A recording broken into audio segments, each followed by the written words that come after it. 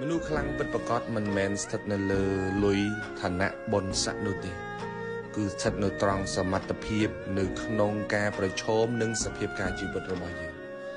គ្មាននរណាម្នាក់ស្គាល់ពីសភាពការជីវិតរបស់យើងច្បាស់ជាងយើងខ្លួនឯងទេពេលជួបបញ្ហាគ្មានអ្នកណាមកប្រឈមជំនួសអ្នកទេបើអ្នកមិនរឹងប៉ឹងអ្នកនឹងចាញ់មិនថាគេជួយយើងច្រើនប៉ុណ្ណាទេមិនថាយើងធ្លាប់ជួយអ្នកណាច្រើនប៉ុណ្ណាទេ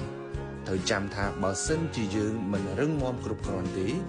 យើងពិបាកតិចផុតពីបញ្ហានៅក្នុងជីវិតរបស់យើងមែនទែនទោះក្នុងកលៈទេសៈណាក៏ដោយ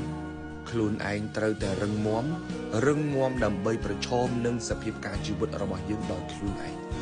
បញ្ហាកំពុងតែសាកល្បងសមត្ថភាពយើងរៀងរាល់ថ្ងៃតើយើងរឹងមាំខ្លាំងប៉ុណ្ណាទោះដល់ជំហានចុងក្រោយក៏ដោយ